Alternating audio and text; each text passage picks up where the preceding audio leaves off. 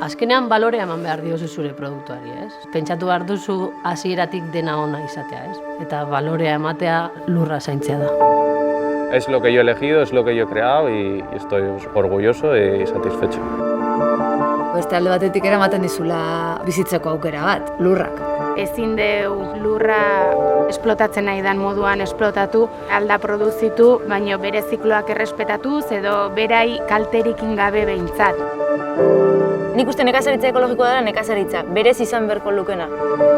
Que tu forma de vida no sea perjudicando a los de alrededor, ¿no? El modelo ecológico garantiza que no se contamine. Más cercano a ese animal, cuidándolo, le respetas más.